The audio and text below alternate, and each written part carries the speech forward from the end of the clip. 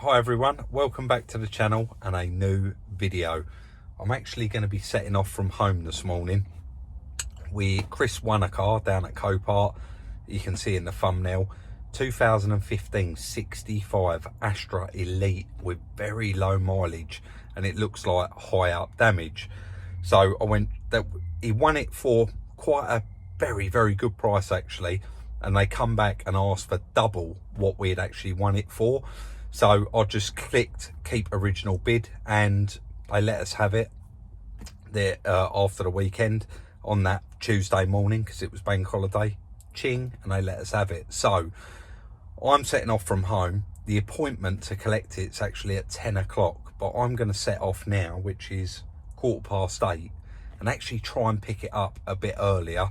Once you get there, you click arrive on the app. So I'm going to try and get there a bit earlier, get loaded, and it just gives us that little bit longer during the day at the yard with the car. So let's head straight down there and see what we've bought.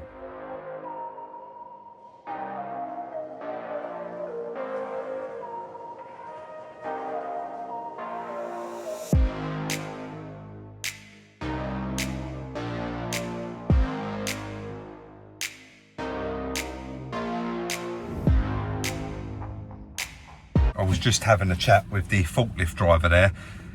He was just saying, don't forget, put the handbrake on. Make sure that the handbrake's on before he loads it up. That's why he stands there, puts his thing in neutral and stays away from it, or reverses up, ready to turn around. Loads of you do always mention about the forklifts. Guys, do they damage the cars? I think we've shown in a few videos now that as long as they're handled properly, there's no damage occurred under there at all. They do go right under the front subframe and then under the back axle and pick them up. In the old days, when they had short forks, yeah, they'd touch the back floor pans, and where they're bouncing around, they will push up the back floor pans. But also, I just jumped in. This is not something that happens very often. And also, that car has done 38,000 miles. And it had a service at 36,000 on the 11th 2020, so that's very nice to have. And the other thing that's very rare with a salvage vehicle, of course, 2 keys, which is absolutely incredible.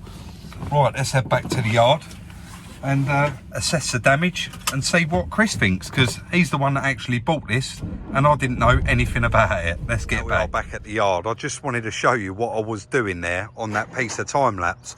Obviously the bonnet wasn't secure and I didn't want it flying up and hitting anything.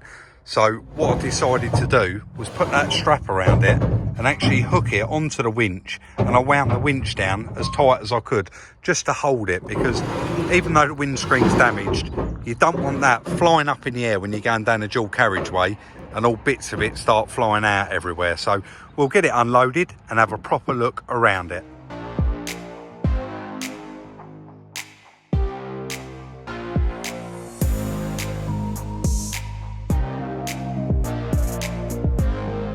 I'm quite excited about this one. Chris is already having a nose through, seeing if he can find any goodies. Guys, it looks really bad. That's the first time I've opened the bonnet. You've just seen me open it there on the time lapse. But you can see just by looking around how you could tell it was a low mileage car under the bonnet, even with this dust on it. You can see it's been hit very high up in the front there and pushed all the front panel back and actually bent the radiators and the fan down. But beyond that, there's no damage. And the chassis legs, you can see that one there, looks fine. And that one, again, it actually looks fine. It's just the front panel that looks damaged. That wing as well, and obviously the bonnet, the windscreen, and round to the worst bit, it needs a full airbag kit. We've got no curtains gone off, Chris, have we? The seat belt's all gone, have they? That one there's gone, yeah. Yeah, both front seat belts. How are we looking for diesel? Full tank of petrol. Petrol, rather, yeah. It's a little 1.6 petrol Elite. Start it up, Chris. Full to the brim, that is, mate.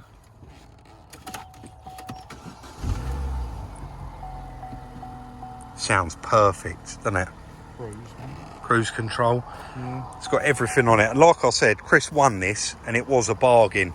I did ask about this light scratch all the way through the door, goes all the way through that door and the quarter panel and right down the bumper as well. I said to Chris, was that in the picture? He said, genuinely, Rob, we'd have to go in and zoom in, but it does look like it will all polish out anyway. Very, very nice car. Got some stickers on it that we need to take off, but 65 reg, 2015. All 4 tyres look like new. And also, like I said, it has got full service history and both keys. Can you unlock that, Chris? Don't know why that's it. Full black leather. And it's heated as well. Heated leather, climate control. Quite a lot of you do say about these dashboards, why don't they design one where it's just got a pop out in it? Guys, they do design some like that, but a lot of manufacturers, they are like this now.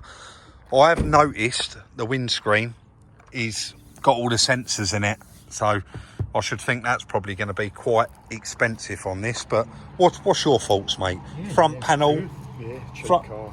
It was a cheap car, wasn't it? Yeah. Front panel and all the front stuff, isn't it? Yeah. There's no structural damage there. It is a Category S, probably because that's what it's a Cat S, isn't it? Because that's welded on. Yeah, very old. The fact that this is a weld on front, well, that bit's not, is it? But these uprights are actually spot welded on. Most cars, as you know now, they're all bolted on, but on the Vauxhalls they are welded on, and that's probably why it's structurally damaged. Should we get it in the workshop and actually strip some of the damage off? So make a list. Make a list, yeah? Get some bits here. Let's do it. Pulled it straight in the workshop. I'll put the truck away. Chris has pulled it in. He's pulled the trolley out already. We've got all the little sealy tools, socket set. We're going to crack straight on and tear this front end apart. I would love to sit there and do it live, guys. I genuinely would. And I know some of you would really like to see it all, but we've got the bonnet to remove, then the hinges, the front bumper. A lot of the clips on a damaged car, and a lot of the bolts, actually, Chris, are a nightmare, aren't they? So on this passenger wing, where it's damaged here and it's bent under, getting to the bolts is actually a bit of a task itself. So we're going to flick straight over and get this front end off, and then I can show you guys exactly what we're up against on repairing it. Let's do it.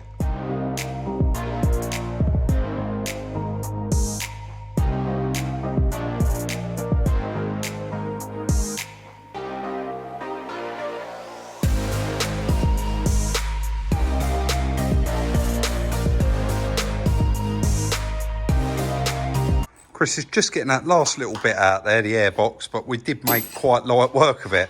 We was actually going to remove the bumper reinforcer, and there was 2 bolts down here, and there's also 2 bolts down here. But when we had a little pull on it, it's actually got a couple of spot welds holding it on there as well. So not seen that before, bolted and spot welded. But the side that I was working on, the passenger side, there's not really any damage. There is no damage, apart from this upright here. All behind here, all the inner wing, everything's fine. Your side, you found a bit of damage, Chris? Yes. Well, quite a lot of damage. So we've got damage here. There's a tiny... that down a bit, isn't it? Yeah, just a tiny little kink in that there. That's I don't know if you... down. That is where it's hit it and bent down, isn't it? Yeah. But the inner wing structure there actually looks okay. That's very repairable. We'll just pull that back up. We'll be able to get that wing off in a moment and have a little bit more in depth. But like I said earlier, it was hit high up. So it's hit it here, and it's also had a bit of a wallop there as well. But it was quite easy to strip that down, actually, wasn't it?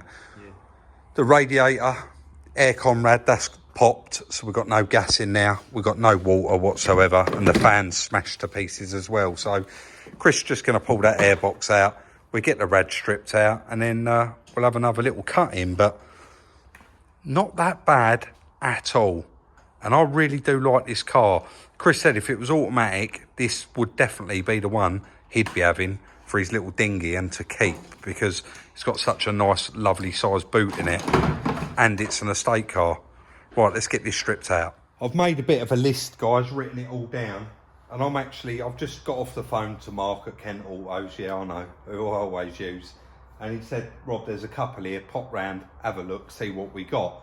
So I'm going to go round there with a list and see how many bits we can get for the car. But while I'm gone, Chris is going to crack on. What, are you going to take the radiators out, fan out? wing off. Maybe even, if we get time, drill those couple of spot welds out and pull that front bumper off. So let's pop round Mark's and see what bits he has got. Guys, how good is that? We haven't even got to go into the breaker's yard. When I rang him, he said, I've got the lad here, Damien, to pull out the best one we've got. And I brought the headlight along just to confirm that it's definitely the correct shape.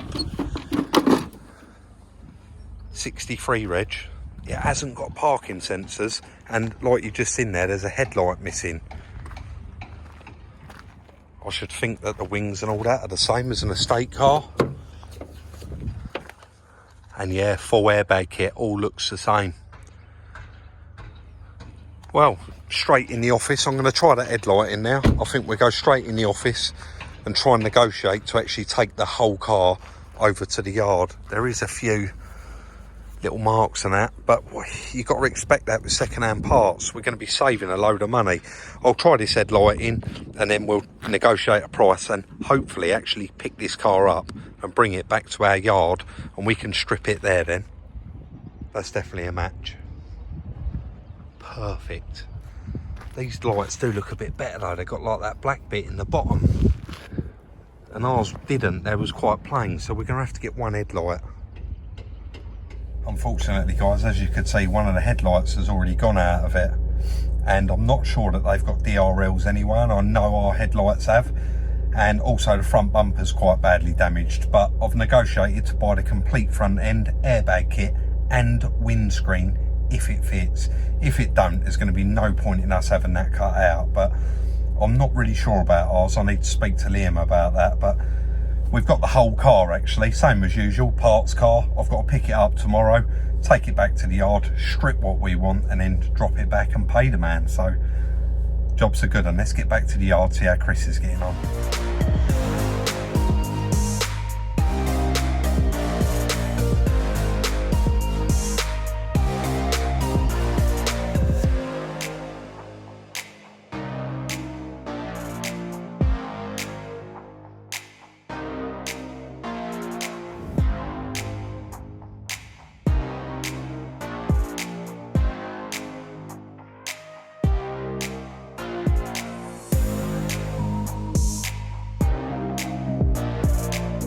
Chris cracked on there, guys, while I was out.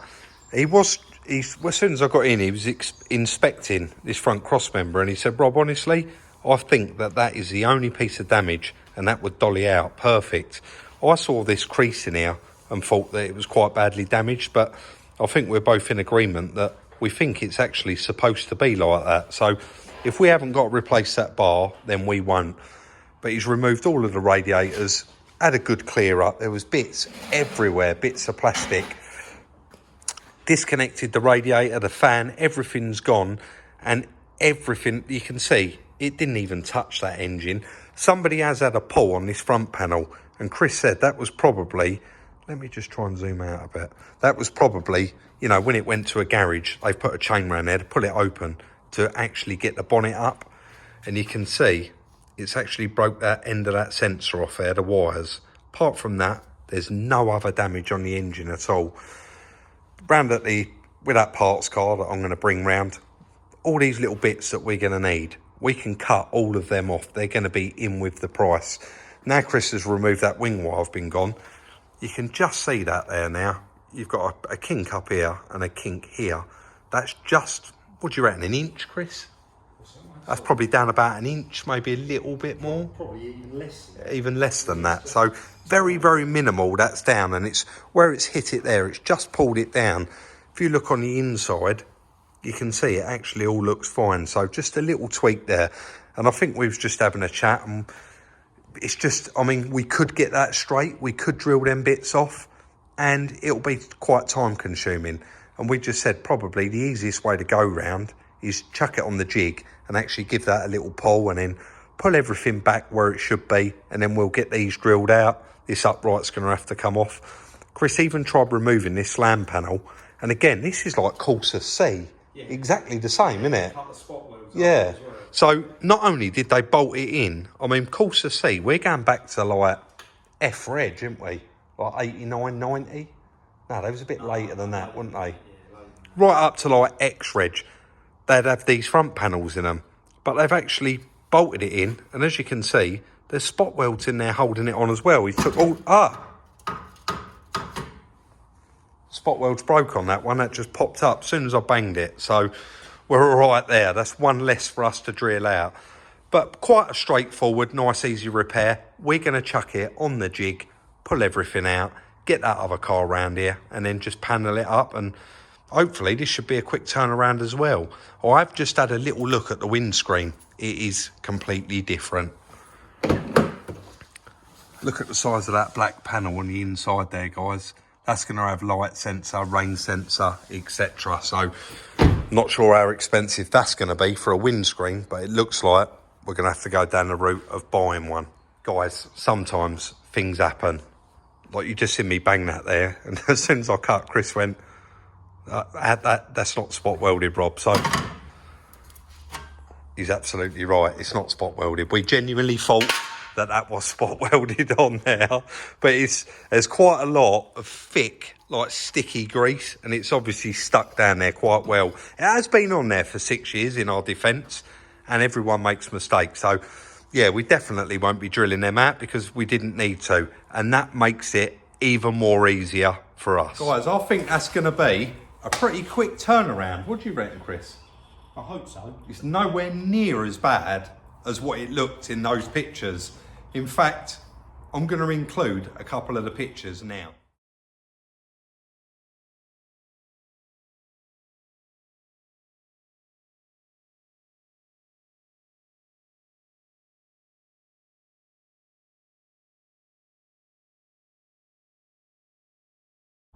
As you can see from them pictures, it looks pretty scary, and that would put a lot of people off.